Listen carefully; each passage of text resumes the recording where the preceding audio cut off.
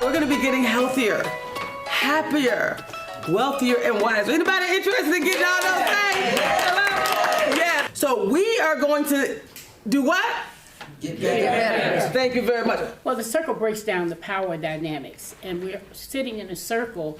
It allows us to be able to identify our own stories and then embrace the stories. Why are we here? Why is it so much better that we do this work together? And I could go scientific, but you know, we're 500% more likely to complete any task when you do it in community. That's why all universities have gone to these cohort models.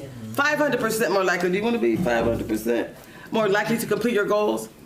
Of course we do. In order for the community to be healed, we first need to heal ourselves, and then we go forth into the world. One is that when you do healing and empowerment work together, you become aware of the shared experiences you have with other humans versus thinking it's only me. Getting stuck is often a result of only dealing with the above ground, visible action level and not the causative level. The visible level is the effect level. And so transformation is about also addressing the cause level. So hence the reason we can loop or stay stuck or be talking about it, have a plan. Together. For you, it might be, I want to improve my business. For you, it might be, I'm a newlywed and I want to make sure this relationship is optimized. For you, right, it might be about your child, right? For you, so we all are going to have different things that we want to get better, different ways we want to get better. We are afraid to share our stories, so we hold them on the inside of us, and we know that what we suppress, what we hold on the inside of us, it oppresses us and ultimately depresses us. And I always say soul work is slow work, and it takes a lot of time. Usually when we think about better, we think about horizontal, forward, linear progress. And so I would like to suggest that better has a new direction, which is upward. So that means elevation. Hello. That means elevation. That means upward. That means vertical. We're in the post-pandemic world. Everybody lost a little something. We've got 13-year-olds who are 11-year-old in their social skills and emotional development because they were in a silo for 2 years and were not interacting with their peers. The American way of life is killing us. We've got to get better at just living in our bodies.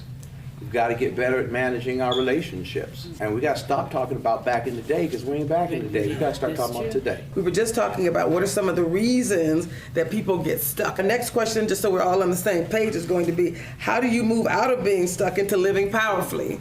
And third, some of the steps that you have taken, because we've all done it, to move to that next level. To 20% of a true change, only 20% of that is through information. 80% is through activation. So it has to be in us doing things differently and us showing up differently. So grief is one of the reasons why we get stuck. Social injustices, which cause people's lives to veer off the cliff because of systemic injustices on the basis of race and gender and poverty. So putting women back on their backs barefoot and pregnant, keeping other people on the other side of the Rio Grande, LGBTQ back in the closet. There's a lot of, right now you're having people who are fighting intentionally to push America back to 1955. But people get stuck because of that. Trauma from their childhood. So when you think about the neuroscience of the brain, and you think about positive psychology and performance science and cognitive behavioral psychology, it's like, how does it work? What can we do? So we all have self-command. We have the power to choose. It's decisions that determine our destiny. Regardless of what's happening around us, we get to decide how I'm going to perceive it. I believe that every situation will work out for my good. Every situation can be turned into a gift and an opportunity. That's positive intelligence. Do an assessment around what gets you stuck. It's those saboteurs, it's those voices in our head. But the fact that we get to choose differently. We get to actually get unstuck. Part of the journey is recognizing that it's about becoming a better conditioner of your mind.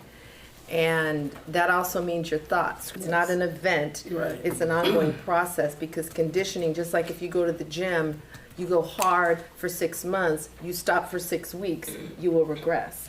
So the conditioning of the mind is not just for a season. You know, the brain is plastic. The mind is unlimited. So we're to continue to be elevating. We really have to learn how to practice self-care and compassion towards ourselves.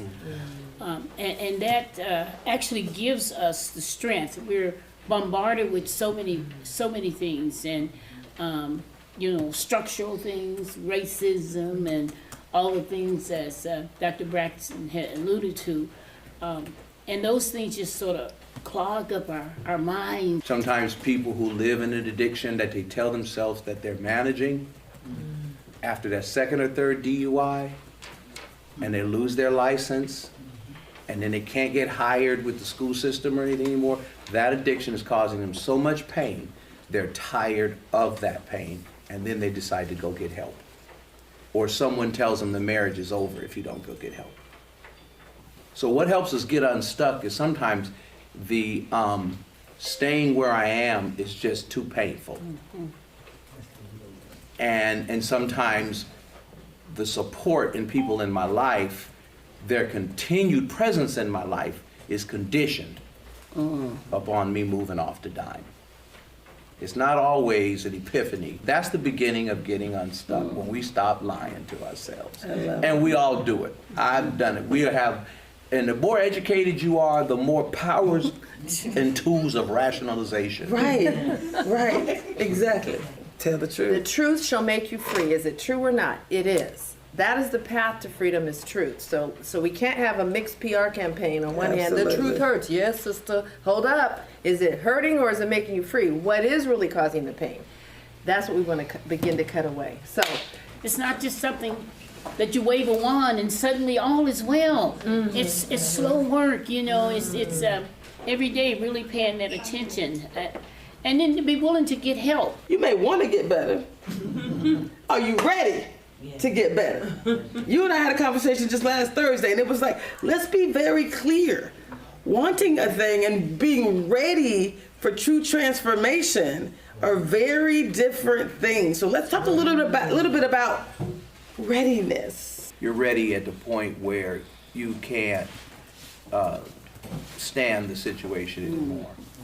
You're ready. I'm ready. I can't. I think other people call it hitting bottom, and your bottom is not my bottom.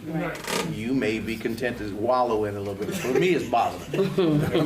I'm done with it.